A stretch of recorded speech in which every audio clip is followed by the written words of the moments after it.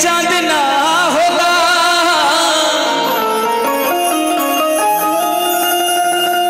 हर बिना सूरज के घाम ना होगा।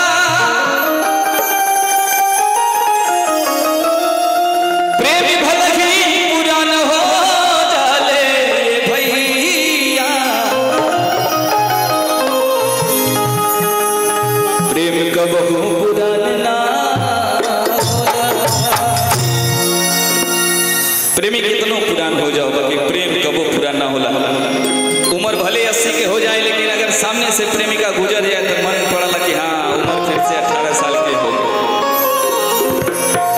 अब इतना लोग आए बात देख के क्यों के गीत आता बता हमके का कि गोरिया चांद की अजरिया हर नियन को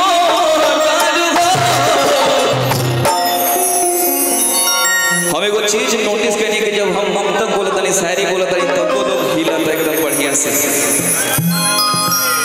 हमके लगा था कि लोग समाचारों पे डांस करेला। अगर टीवी में समाचार बोलत हुई लोग तो ओहू लोग ठुमका लगा लेते बढ़िया से। का जी समाचार पे भी डांस कर लेती है? लग तो वही रहा था कि गोरिया चांद की अजरिया हर नियन को तो हर छोड़ के भुली के जो तो हर छोड़ के भुली के जो गोरिया चांद की अजरिया नियन को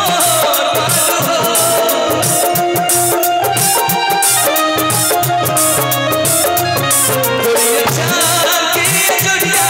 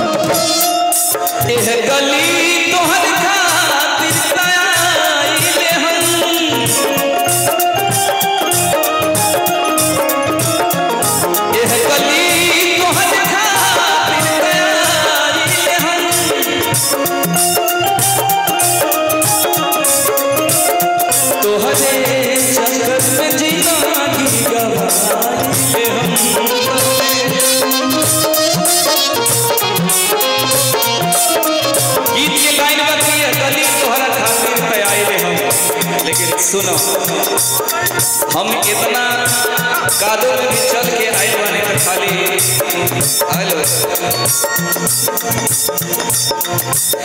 एक बार ताली बजा के सभी लोग स्वागत करेंगे अनुपमा यादव जी का।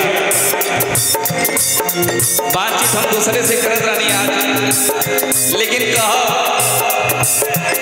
एह गली तोहर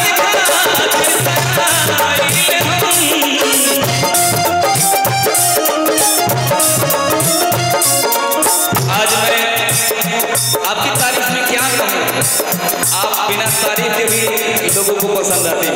कहने की जरूरत नहीं, आपने जो किया है इतने कम समय में आपने जो मुकाम हासिल किए हैं उसके लिए हम ज़्यादा कुछ नहीं करेंगे। एक बार फिर से एक बार जोरदार तालियां होनी चाहिए अनुपमा यादव जी के लिए जो आप सभी के बीच में अभी उपस्थित हैं।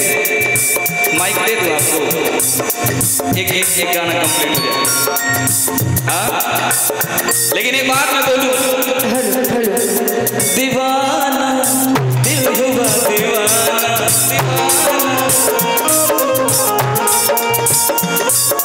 नजर झूम के आई झूम के छाने लगा नशा, नजर झूम के आई झूम के छाने लगा दीवाना दिल हुआ दीवाना दीवाना दिल हुआ दीवाना।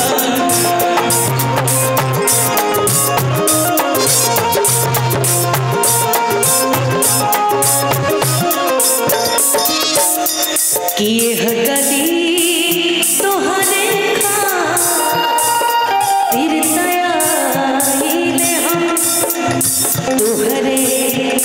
ना बेचने गवाही से